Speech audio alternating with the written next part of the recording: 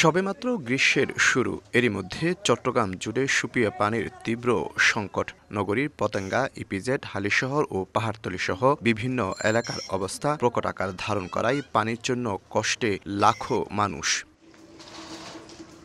একদিকে পানির জন্য হাহাকার, অপরদিকে খোদ চট্টগ্রাম ওয়াসাই অপচয় করছে কোটি কোটি লিটার পানি। নগরীর কল্পলোক আবাসিকের সামনের এই পাইপলাইন ফুটো হয়েছে দীর্ঘ ১.৫ মাস ধরে। দিনরাত ২৪ ঘন্টা পানি পড়তেছে, এরা কোনো ব্যবস্থা নিচ্ছে না। পানির জন্য দিনকে দিন কাটানো লাগে, পানির জন্য তো পানির কষ্ট এখানে। কাপড় চোপড় সবগুলো ময়লা হয়ে যাচ্ছে, মানুষ যাতায়াত করতে অনেক সমস্যা হচ্ছে এখানে। রাষ্ট্রীয় দায়িত্বশীল যারা আছে এই পরিস্থিতিগুলো দেখে আমাদের দিন দিন ঘৃণা বৃদ্ধি পাচ্ছে।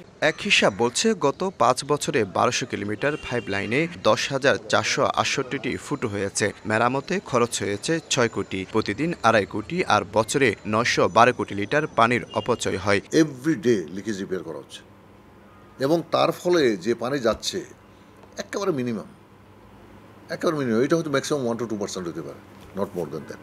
ক্যাব বলছে ফুটু যত বড় হবে ততই বাড়বে বিল। এই পদ্ধতিতে একটি চক্র হাতিয়ে নেয় কোটি টাকা। বিকাশে কম খরচে ক্যাশ আউটের লিমিট বেড়ে ৫০,০০০, প্রিয় এজেন্টও ২টা। সিস্টেম লসের কারণে পানি অপচয় হচ্ছে, এটার পুরো দায়টাই কিন্তু ভোক্তাদের গাড়ে গিয়ে পড়তেছে। হালদা ও কর্ণফুলী নদীর পানি পরিশোধন করে ৯০,০০০ গ্রাহককে প্রতিদিন সরবরাহ করে ৫০ কোটি লিটার পানি, যার ৩০% নষ্ট হচ্ছে পাইপের ফুটোর কারণে। এদিকে পানি সংকটের মধ্যেই ৬১% দাম বাড়ানোর আবারও প্রস্তাব দিয়েছে চট্টগ্রাম ওয়াসা। এক হিসাব বলছে বছরে অন্ততপক্ষে ৯১২ কোটি লিটার পানি নষ্ট করে, যার বাজার মূল্য অন্তত ২৫ কোটি টাকা। শফিকুল আলম, সময় সংবাদ, চট্টগ্রাম।